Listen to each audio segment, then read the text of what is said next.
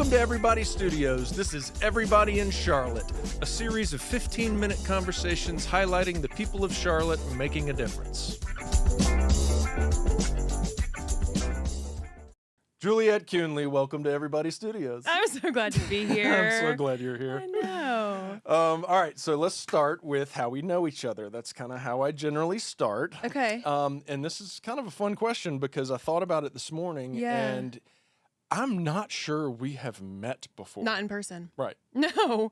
Isn't that funny? It's weird. And we've been connected, and we've even communicated probably for years. Yeah, and we hugged it out this morning like we've known each other. Long lost. So, but I don't actually know the origin. I mean, I suppose just being in the therapeutic space, and then it was the therapeutic space for sure, Charlotte local, and then the podcast world. I think you started your podcast right at the same time I did. Yes. And so we just on social media. I was following you, and that's right. That's just kind of how it was. And then through Chef Sam, I think too, like Chef Sam, that connection too. But yeah, so it's great to meet you in the flesh. Yeah, in the flesh. All right, so my first question for you, Juliet, which I love, is, what do you think of when I say the hardest you've ever laughed? God, I love a good belly laugh. Oh, it's the best, isn't it? Gosh. Okay. Yeah. What comes to mind? What do you think of? Could be a story. Could be a theory. Could be a... Okay, no, I'm going to tell you exactly what comes to mind. Boom. Is recently I had this kind of awareness of while it was happening. So I do this thing. I have a baseline of anxiety. Hey, that's weird. Join the club. So I do this thing where sometimes I feel like I'm observing myself, like because I'm overanalyzing or just super self-conscious or whatever. And because my nervous system is pretty escalated all the time, it's actually hard for me to like let go and just be completely joyful sometimes. Yeah. So I had this moment just a couple of days ago where I was like, oh my God, I'm doing it. Which, it's kind of like funky because then it takes you out of that. But I noticed I was doing it. This is fun. This is so. I was with my 8-year-old, and it was just something ridiculous, right? Yeah. Like that, and then it was that where she was laughing, I was laughing, and you're feeding off of each other. It's the best. But I felt that like lack of tightness in my chest, the belly laugh, where it was like this uninhibited, unself-conscious.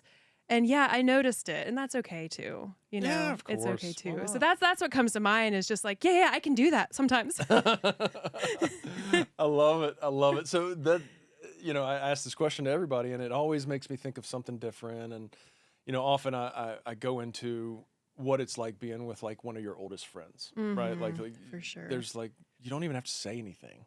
It's like, they can do this. And I'm like, yes. But we used to do this, and I think I did this on a Knowles trip, like an outdoor leadership school thing where we all laid in a circle and put your head on the bellies. Yes. Have you done that? Yes, it is so contagious, isn't it? It's unbelievable. Just for the listeners, you put your head on the belly of the person behind you, and someone has their head on your belly, and however it starts, but eventually everybody is cackling. Yeah. And you feel it in your head of the person laughing, and it makes you laugh, and it ripples, and all of a sudden this circle is just dying. And it is contagious. It is. Yeah. It is. So I love that question. Yeah. And thanks because now I'm sort of marking that moment too the other day of just like, yes, that's what I crave. Yeah. So. Well, in the way that you described it, there's a vulnerability to it, right? Absolutely, I mean, it's a letting go. You're holding on. Like, I don't want to go too deep into this thing because then I'm out of control. We can go down that therapy road if you want, but it's a little bit of that. It right there. yeah. But that's where I know we'll say I know, but I also think that's fair. I mean, that's part of my mission is like let's talk about this stuff because we're all experiencing something like that. So there's no shame in my game. No, understood. All right, lovely. So, second question: what do you consider to be your superpower? So we're gonna feel a theme here of some anxiety stuff. I talk about my anxiety. I know. Okay, I see where we're going. Yeah, got it. But like, this is gonna sound kind of cheesy, but I do feel like my anxiety is my superpower also, and I work with so many clients to understand that too, that it's the light and the dark of things. It makes me an empath a deep feeler, intuitive, all these things that are like, can I cuss? Oh yeah. All of these things that are really badass, actually, Yeah. that I wouldn't have if I wasn't so hyper vigilant. Mm-hmm. So while sometimes it's too loud, other times it's really unique, and I think it's a superpower. Well, that helps me tremendously because I've never thought of my anxiety that way. I suffer terribly from it. Yeah. In the past, worse than now. Obviously, there's been growth, but man, I love to think of it that way because it's so true. There's a reason in it, and then there's sensitivity in it. Yes. It's a different knowing and like presence, and sometimes that's like crazy exhausting. Yes. But when you can also shift your relationship to it to see it as something that also is positive and a superpower, it makes it a little more accessible and manageable too. Yeah. Well, and as a mental health professional, good Lord, what a skill to have, right? I've got a 13-year-old who's dealing with it now, and it's like to be able to sit there and just know exactly what she's talking about is so helpful. Yes. Yeah. So I don't know. Maybe there's something a little more. That's what comes to mind, though. And I don't just say that like lightly or just to kind of be another little marketing buzz for therapy. I really mean it. I get it. I really mean it. Yeah, I felt it. I felt the genuineness.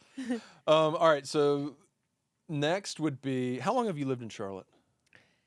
So I'm from Pinehurst, so only a couple hours away. Oh, I didn't know that. Born and raised, and then went to Wake Forest for undergrad, UNC Greensboro for grad, and then moved here. So I moved here like in 2006.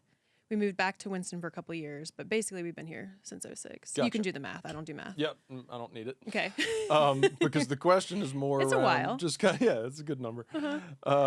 The Charlotte area. Yeah. And I like, because Charlotte people are listening to this, and this is a Charlotte kind of a thing, I like to ask my guests to share some sort of hidden gem that you have in the Charlotte area. It can be a park bench. It can be a restaurant. It can be a human. It can be something. Obviously, there's some that people don't want to share because they want to keep it to themselves, Right. but one that you would like to share, feel free. Yeah. I mean, one of our favorite neighborhood spots that we frequent is Pizzeria Maggio in the Metropolitan. Yes. By Trader Joe's. Yes. It's just that's the first thing that came to mind. It's like It's a great family pie. owned. I've had lunch there. Yeah. Authentic. They give us Christmas presents. We give them because like we've been going really? regulars for a while. Like just love that's neat. the vibe there. So that, and I'm happy to share that because people need to go. Yeah. Yeah. And then I do love walking around the grounds of the Duke Mansion. So Some big trees around there. Aren't there? it's just beautiful. and my dog's name is Parmesan. Parmesan and I were walking the other day, and I took her over there and had this flood of emotions because during the pandemic, because we can walk there from our house, during the pandemic, my girls and I went all the time. And so I just, it was like, I kind of had to like stop for a second because it brought back all of this, like the wildness of that time, but also the sweetness of that time. We would walk up there and just have picnics in the fairy garden. Yes. And nobody was there. So it felt like our own oasis. Yeah. So Parmesan and I relived that a little bit last week. Oh, I love that. Yeah, it's I beautiful. love that. The park across the street, I take my dog to and just let him run. Yep. Yeah. I love that area. It's really beautiful. It is. And it is kind of tucked away. I don't think people know that you can go walk around the grounds there. So, yeah. Well, I'm going to call it, yep, I go to therapy. I mean, that's your theme, your tagline is, and then Who You Callin' Crazy is also kind of part of it. And obviously that's the title of your new book. But my question around all of this is, can you summarize where in your life you're making a difference in the lives of others? That's a very vague and general question when you're working in the field that you do, but let's do it. Yeah. Yeah. So my shtick is like I'm a therapist who goes to therapy. Like I've been on both sides of the couch for many years. So I have it down to an elevator pitch really around like my whole mission is to normalize and elevate the dialogue around mental health and going to therapy. So it's all about destigmatizing. So when I get messages like, I have this very small, modest following, right, on Instagram, for example, but I will get messages that are, because of your posts, I started going to therapy, and I will just weep. And then I'm like, that's why I do this. Yeah. Like, and not that it's just about convincing people to go to therapy, right? It's No. much deeper than that. No. It's having people buy in to the knowledge that we all have mental health and we deserve to tend to it. Sure. So that's where the difference is. Therapy is one path to wellness, and it's the one I'm most familiar with. So when people say, like, I'm bought in, I get it now. Like, your work is the reason that I decided to maybe stop pretending so much, or decided to I was just curious about what it could look like to take care of my mental health. Like, that's the stuff. Oh, I love it. Yeah, change, right? It's not convincing someone, but just letting people open the door to the fact that you can change. Yeah, and grow and heal and whatever. Mature. Yeah, whatever that means to you, right? I mean, Yeah. how many times a day I say in some, like, whether it's interviews or wherever, that therapy can be when you're at a point of crisis, or it can also be just, again, you're kind of curious. Like, you want to improve your self-awareness or relationships, or just get to understand your values better, or anything in between. Yeah. That is there's sometimes that's a light bulb moment for people, because I think part of the stigma is thinking there has to be something really wrong Right.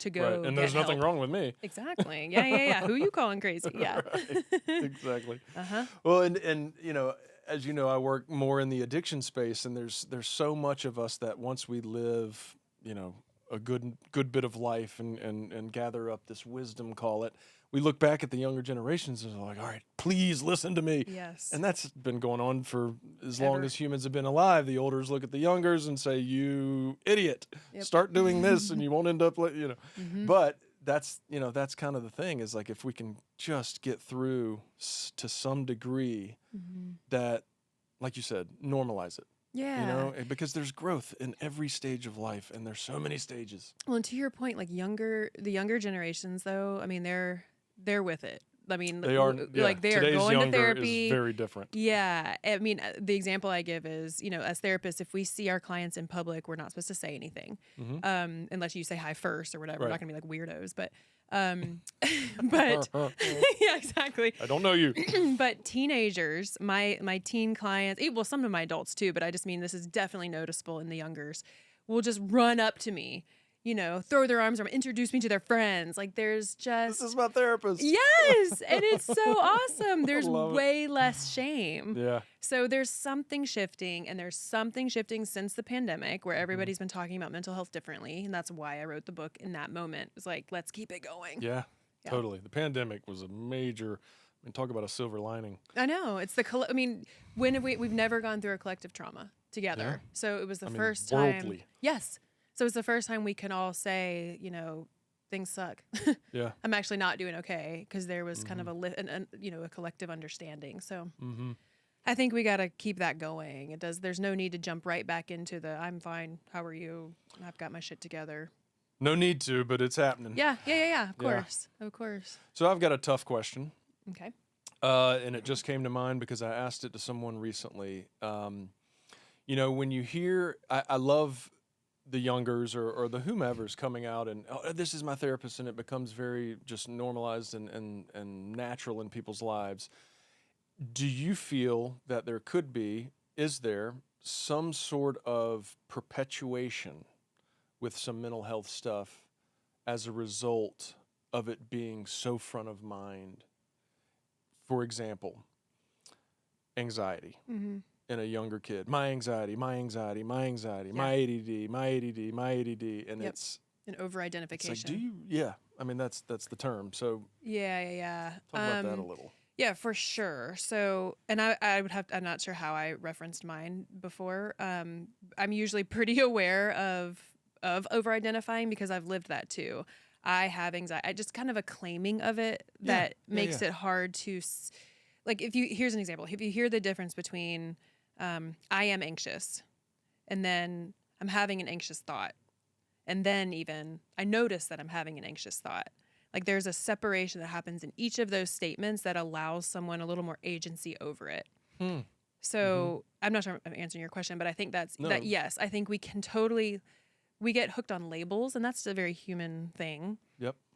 But it can be risky in that way because then it doesn't allow us a lot of room. I've always identified as anxious. I mean, in some ways that makes sense. Yeah. But in yeah. other ways, sometimes it can sometimes be a like, well, that's my anxiety, instead Right. of me giving myself agency over it a little more. Right.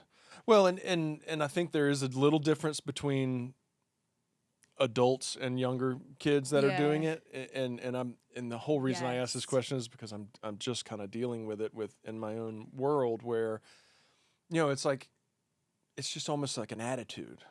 It's like you know, you can go to, all right, I'm just going to try to use this as an example. Hold on, I'm going to edit some of this stuff out. I Yeah. got to think about how I want to say this story because it's about my daughter. Okay. So for example, fuck, I don't know how to say it. Maybe somebody you know. Somebody you know. Yeah, for example, somebody I know was going out to a new horse equestrian center and taking riding lessons, and they had a bad experience, so they came home and it was like, this place sucks, I don't like this place, they're mean, they're this. And it's like you've signed up for the summer and your negative attitude, you have a very, very negative attitude right now, so your experience is going to be negative if this is how it is. You Like, you're decided. talking to your friends like, this place is not for me, it's toxic, I don't fit in. Yes, you do. You know, you had one little kind of tough experience that was out of your comfort zone, and now this just big cloud hangs over this place. So I use as somewhat of an example that anxiety could be somewhat similar, where it's like my anxiety, I have anxiety, like you said, over identification. Well, now you've got anxiety about everything. Yeah. And I mean, some of that is like developmentally appropriate, right? Like their Yeah, brain yeah. develop, they're much more younger people like that age, they're much more concrete. Things are black and white. And that, but again, let me go back to the value of therapy is having somebody that's not mom and dad or whatever, Yeah. teaching them that you can get some room from it, that does not define you, Yeah. you know, to help you recognize the thinking traps you're getting stuck in with that, and like overgeneralizing and whatever. So that's where that value comes in, that even though they're wired to think that way at that age, there are still skills and tools they can learn to start thinking differently. Yeah. Yeah. Yeah. Well, and as a parent, that's kind of my problem, is that I'm watching my daughter say, you know, refer to her anxiety when she's not even having it. She just refers to it, and I'm like, Yeah. but that's my problem. Sometimes, yeah. problem. But you're not wrong. I mean, again, I think we're also in the social media generation. Like on TikTok, that's the messaging they're getting. Totally. Yes, it And is. like misdiagnosis. I mean, this is the danger of some of that too. And then using pathologizing language inappropriately. Yes. So that is the risky part. While social media has changed the dialogue around mental health, it also can be super unhelpful. Yeah. Okay. Well, so that's all I was getting at, and I can probably shorten a little bit of that down. Yep. But anyway, thank you for going down that path with me. That could be a rabbit hole, obviously. Yes. So let's go back to the positives and more in line with your mission. Okay. So let's push a little bit of that. Let's promote your book. Okay. Let's promote whatever else you want to promote. Okay. And let's do it. Okay. Yeah, so I have a podcast called Who You Calling Crazy, and that's what started with that name, which is kind of the part of the Yep, I Go to Therapy brand. And the podcast, which I will get back to eventually now the book is done, is interviewing mostly local people, but not all local people, just interesting people that we tend to think, quote unquote, have it together. So Who it's go to therapy. Yeah, who actually have human shit. Who don't have it together. Yes. Right. And so it's a really relatable, you know, and we're talking, like I've had, you know, several like famous people on there, and that helps because we make assumptions about, you know, rich, whatever, fill in the blank, rich, famous people. And the point is that we're all human. So that again is my mission. So the podcast has these conversations where we talk about like their experiences with therapy, mental health, all of that. And so then, I published this book, just came out in May, Who You Calling Crazy, The Journey from Stigma to Therapy. And it's written in 3 parts. Part 1 is really, what is stigma? How do we perpetuate it? How do we stop? Part 2 is the FAQs about therapy and therapists. You know, it's not just some old guy taking notes while you're lying on a couch and with and how do you feel? You know, it gives you real insight into, you know, the behind the scenes of what therapy is and how it can work for you. Part 3 is, yep, I go to therapy. It's all right, I'm in therapy. Here are the most common topics that come up for all of my clients and a little insight into what that looks like in the real world. And then otherwise, I own a group practice called Sun Counseling and Wellness. We have 2 locations in Charlotte with therapists, a dietitian, and an integrative wellness provider. So we try to be able to say yes to mind, body, soul, all things. Yeah. And then I also coach other therapists and helping professionals just about, how to grow, diversify, brand cohesion, all that stuff. Man, you're doing a lot. There's Juliet. a lot. Oh, and merchandise. Oh, merchandise. Yeah, I got swag. You got merch. Yeah, because I want everybody walking around town. Yep, I go to therapy. I love it. So where do you go to buy that? So I'm gonna put all this up in the description. You're awesome. Yeah, no, I sell it through my website, yepigototherapy.com. And then it's also and then it's also at CLT Find, which is in 7th Street Market and in Dilworth. Yep. And then Harris Teeter, right? Yep. And then the book is on Amazon and Park Road Books here in Charlotte and Main Street Books in Davidson. Yeah. Lovely. Yeah. Lovely. One thing that stood out when you were talking was everybody's human. And what I love about that is that what does human mean? Well, human means we all have problems. Yes. We all struggle. That's what human means. Yeah. Right? People have this expectation that, I've got, I suffer from some of this stuff too, so maybe I should go to therapy. No, you're human. You're human, and you're normal, actually. Yeah. You're not abnormal because you know. suffer.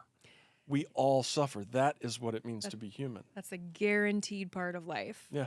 So, yeah, a lot of part 1 is who you calling crazy? Like, what you actually mean by crazy is human. Yeah. Right. So it's exactly what you're saying. Right. So everybody's crazy, right? Like, isn't that just We're kind all of crazy as batshit? Isn't that way more freeing? Totally. But yes, that's the guarantee in life. And we don't have to walk through that alone. Yeah. Yeah. And try to figure it out by ourselves. Correct. Which is what we all try to do. I know. Didn't seem to work. No. And why would it? Because I don't know what I'm doing. Yeah. And if you can't be objective all the time about your own life, like what? Nope. So everybody in Charlotte is crazy. Yes. Take it from us. Is that helpful? All right. I love it. So you kind of answered my next question, which is what can the listeners do to support your mission? It's buy your book. It's listen to your podcast. It's if you need any kind of help, assistance, reach out to your practice. Yeah. And if it's not our practice, one of my favorite things to do is to help people find the right fit. Yep. So the number 1 predictor of success in therapy is how the client perceives the relationship with the therapist. Like, better way of saying that is if you don't vibe with your therapist, you're not going to get anywhere in your work together. So it may not be us, but I'm always happy to help people with tips on how to find the right fit or help connect you with people. And then buying the book, and there's, and then spreading the word about it and talking about it, practicing being vulnerable. That's really the whole point. Yeah. Thank you. Great. Of course. So who would you nominate to sit in that chair if you had to? And you do. Okay. My partner comes to mind. Ooh.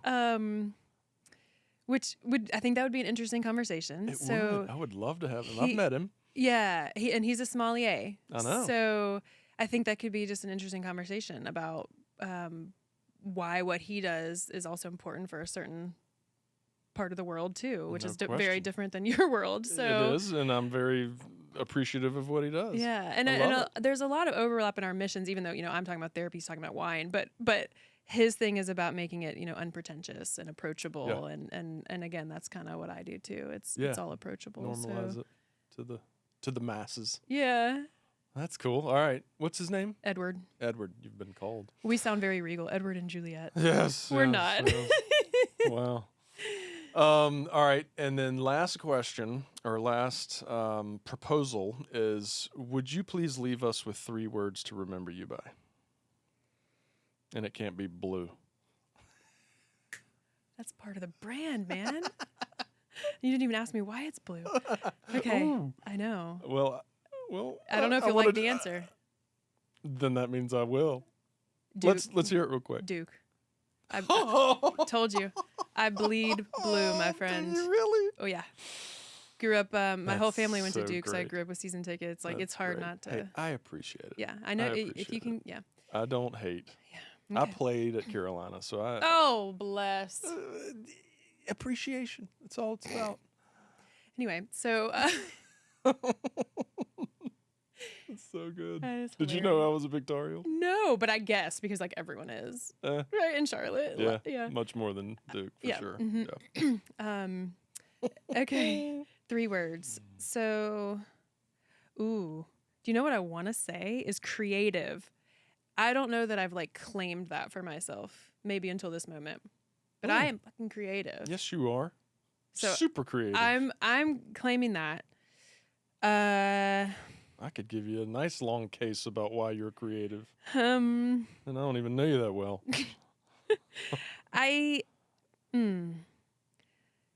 I'm gonna say like relatable. Yep. Yeah. It's a great one. Relatable. I almost said authentic, but sometimes I struggle with that too. So relatable. Calling yourself authentic Yeah. makes you inauthentic. No, I'm just kidding. Creative, relatable. I'm so genuine. Yeah. I am the real deal. Yeah. Wait, so creative, relatable, and curious. Lovely. Juliet Kuehnle, thank you for coming to Everybody Studios and being a part of Everybody in Charlotte. I loved it. Thanks for having me. Of course. I'd love to have you back sometime. Maybe we can jump onto the bigger podcast, into a bigger deep dive. Anytime. I'm Juliet Kuehnle, and I am everybody.